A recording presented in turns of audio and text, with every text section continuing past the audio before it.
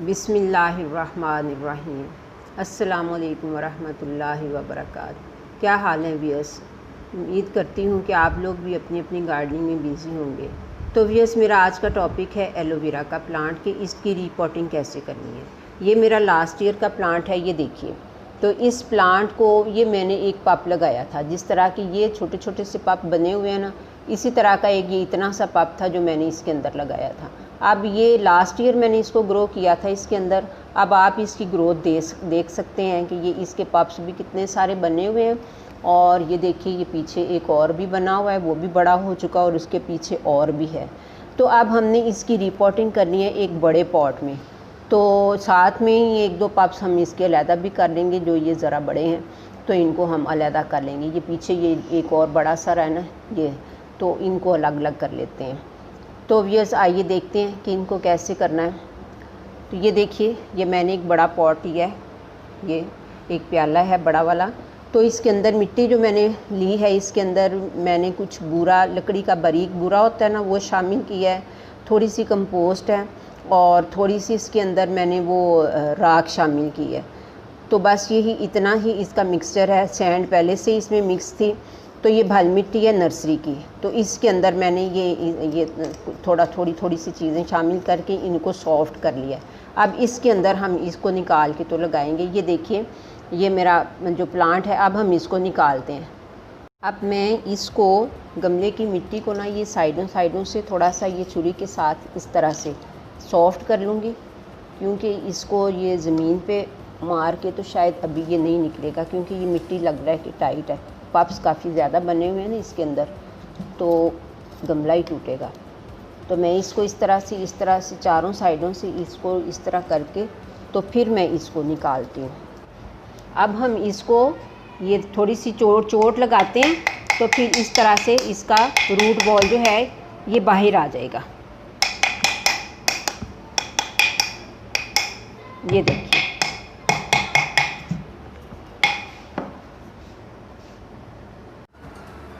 ये देखिए व्यूअर्स, अब ये मैंने गमले के चारों साइडों से इसको ज़रा हल्का हल्का सा चोट लगाई है। अब ये मेरा रूट बॉल जो है ये आराम से बाहर आ गया। ये देखिए आप, ये गमला अलग हो गया और ये मेरा रूट बॉल आराम से बाहर आ गया। अब हम इन प्लांट्स को सारों को अलग अलग करते हैं। लीजिए, अब ये प्लांट्स जो हैं, ये देखिए, ये ऑटोमेटिकली जो है ना आराम से इन्होंने अलग हो जाना है। ये देखिए, ये इसके अंदर और भी हैं। ये देखिए, ये दो प्लांट हैं इसके अंदर। अभी पहले हम इनको, ये तीन हैं बल्कि, ये देखिए, ये दो बिल्कुल छोटे छोटे से हैं। तो इसी तरह से इसको भी हम अलग कर लेते हैं। तो इस तरह से ये मैं आपको सारे अलग करके ना तो मैं दिखाती हूँ आपको। लीजिए, ये मैंने अलग कर लिए। ये एक मैंने इसके साथ ही रहने दिया और इसके साथ भी एक रहने दिया। बाकी ये देखिए, एक ये हो गया और इसके अलावा एक ये है और फिर इसके अलावा एक ये है और ये दो छोटे छोटे से हैं।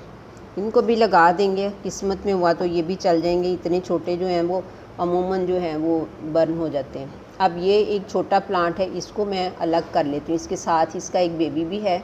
अभी फ़िलहाल इसको अलग रखते हैं, इसी गमले में लगा देंगे जिसमें से इसको निकाला है।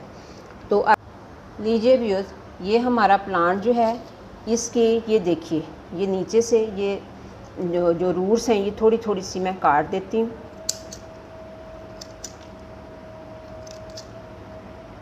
ये बस बिल्कुल थोड़ी थोड़ी सी मैंने काटी है।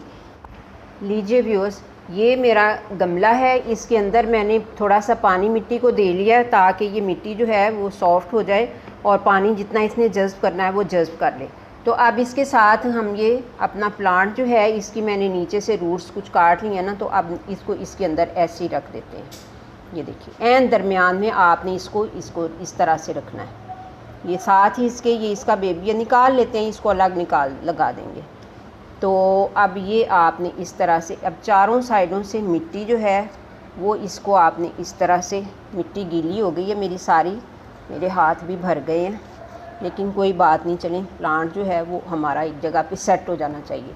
तो ये देखिए, ये हमारी मिट्टी जो है ये इसमें प्लांट अच्छे तरीके से जो है वो सेट हो गया। बीच में से आपने मिट्टी को इस तरह से ऊंचा रखना है और साइडों से मिट्टी को आपने नीचा रखना है, ताकि जो प्लांट है वो दरमियान में खड़ा हो जाए इस तरह से। और पानी जब हम दें इसको तो वो जो है ना पानी साइडों पे जाए। बस ये इस तरह से आपका ये प्लांट लग गया, ये देखिए। और ये मिट्टी मैंने गीली की थी इस वजह से कि ये प्लांट को मैं जहाँ पे लगाऊँ ये मैं सेट है। अब आप देख सकते हैं ये एक जगह पे लग गया है और पानी इसको और देने की हमें ज़रूरत नहीं है, इस वजह से कि इसमें पानी पूरा जज़्ब कर लिया हुआ है। थोड़ा सा अगर आप चाहते हैं तो दे दें। मैं अपने हाथ भी चूँकि इसी के साथ ही धो लेती हूँ, इसके साथ हम पानी भी दे देते हैं। तो सेम तरीके से बाकी के सारे प्लांट लगेंगे जितने पप्स हैं।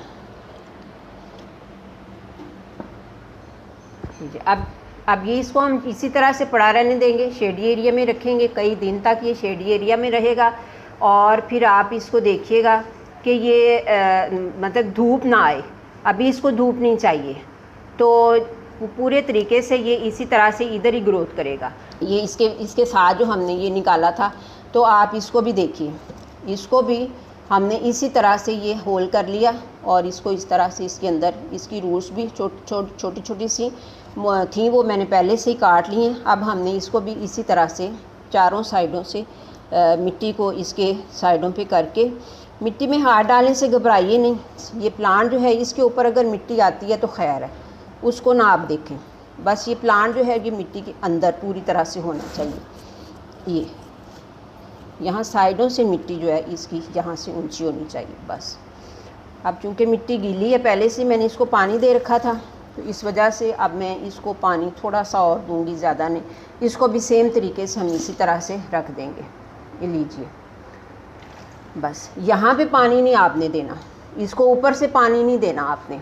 तो सेम तरीके से हम इसके पप्स भी लगाएंगे।